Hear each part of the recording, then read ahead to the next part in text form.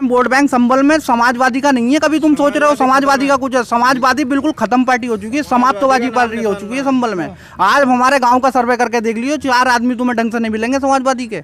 और यहाँ पर एमआईएम का ही वोटर है, लेकिन अब जो मिलेगा सारा वर्गवादी वोटर मिलेगा तुम्हें पूरे संबल लोकसभा में। और वर्गवादी वोटर जो है ना, एमआईएम वाले और वर्गवादी वोटर, इतना वोटर है। जियाउर रहमान को इतने वोटों से जिताएगा, इतने वोटों से जिताएगा, कम से कम 2 लाख प्लस वोटों से जियाउर रहमान वर्ग को जिताएगा। वाले नेता की जरूरत है हमें जो है ना, गुलाम जो विधानसभाओं में जाके सोते हैं ना ये लोग, लोकसभा में जाके सोते हैं, वो वाला नेता नहीं चाहिए हमें। हमें जिद्दोजहद करने वाला चाहिए, मर्द मुजाहिद चाहिए।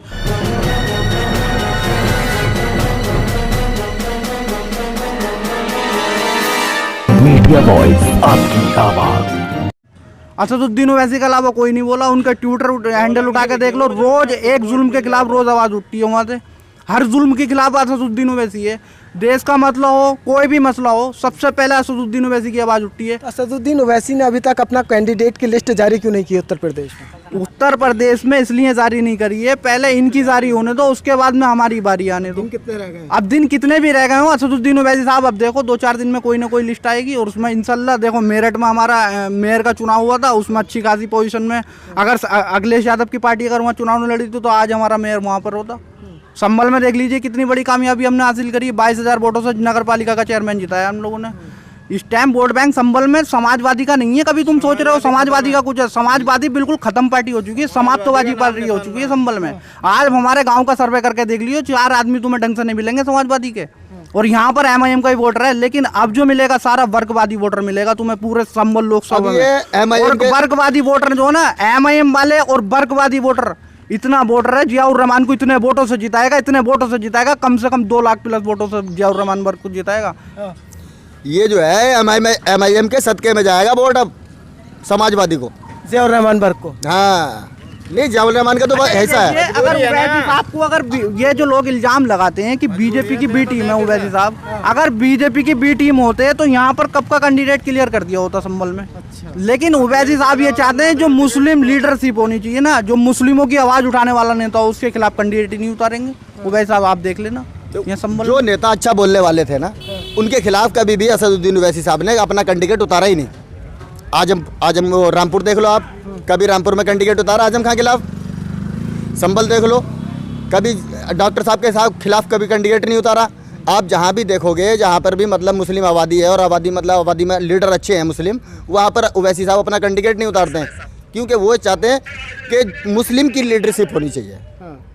ऐसा नहीं है कि वो मतलब अपना चाहते हैं, मुस्लिम लीडरशिप को खड़ा करना। सहमत है आप इनकी बात से? भाई मैं सहमत नहीं हो पाऊंगा, क्योंकि मैं जो इतना कहूँगा कि समाजवादी जो है एक ऐसी पार्टी है कि जो सबके बारे में सोचती है, एक संगठन के लिए नहीं सोचती है। जैसे हमारे बाबा हैं आज के टाइम पे बिल्कुल हिंदुओं का पक्ष करती हैं। समाजवादी एक ऐसी पार्टी है जो क्राइम हिंदू करे तो हिंदू को सजा, मुसलमान करे तो मुसलमान को सजा, वहाँ कोई भेदभाव नहीं है। ये जो आरोप लगा रहे हैं आपके पास में खड़े होकर कि नमाजियों पर लातें मारी जाती हैं या फिर मैं जो उस चीज़ के लिए जो है, मतलब मैंने आपको पहले बता दिया चीज़ को, लात के बारे में, नवाजी के बारे में मैंने आपको पहले बता दिया। अभी 2-4 दिन पहले देखा होगा आपने, धामपुर के अंदर 2 महिलाओं को और एक उनके बेटे को जो रंग किस तरह से लगाया गया चौराहे पे खड़े करके। तो उसमें जो है ये सिर्फ एक भेदभाव वाली सरकार के तौर पे जो मतलब किया जा रहा है, उसी को देखते हुए इसको लेकर अखिलेश यादव बोले जी, बोलना क्या, हर कोई देख रहा है इस चीज़ को। अच्छा, हर कोई देख रहा है। बोलेंगे कैसे यार? बोलने का नंबर ही कब आएगा भाई? अगर वो मुसलमानों के लिए जरा सी भी आवाज उठा दी तो हिंदू वोट खिसक जाएगा, उन्हें हिंदू वोट खिसक जाएगा।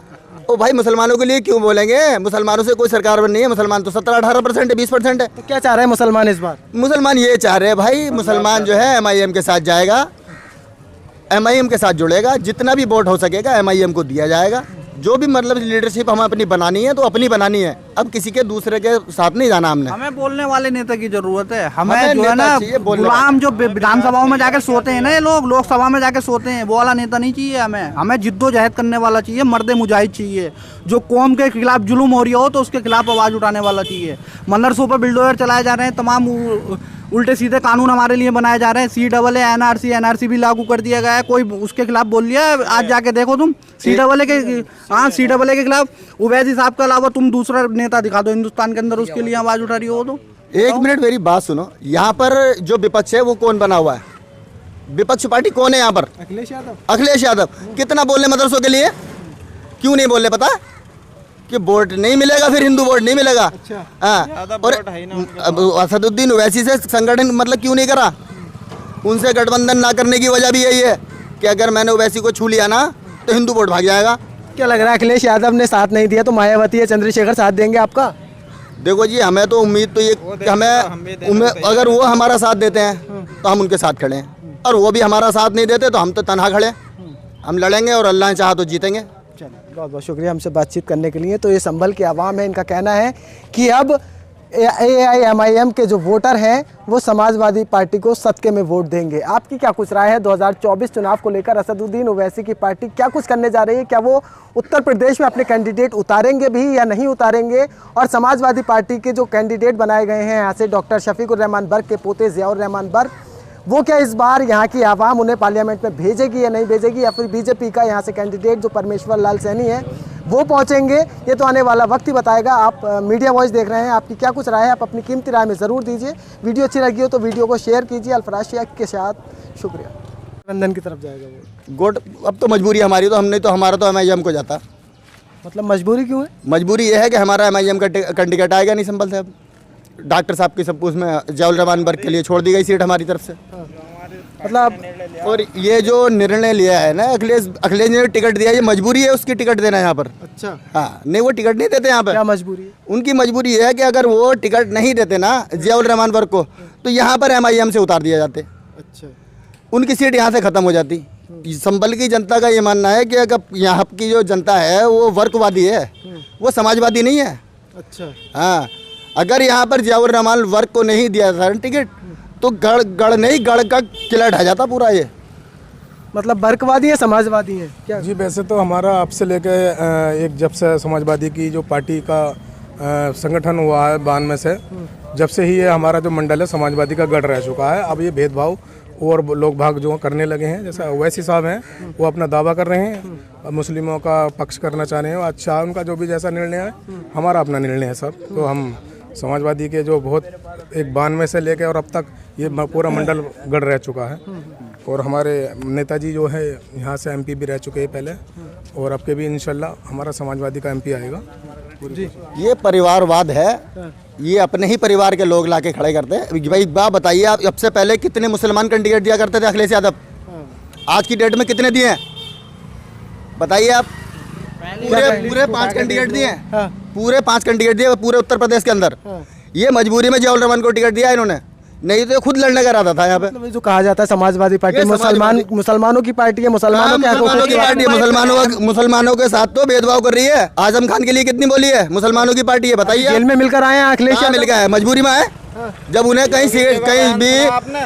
कहीं भी ये लग रहा था कि मैं कहीं से भी नहीं जीत पाऊंगा, तो वो रामपुर गए, बोले मैं यहाँ से लड़ लूँ।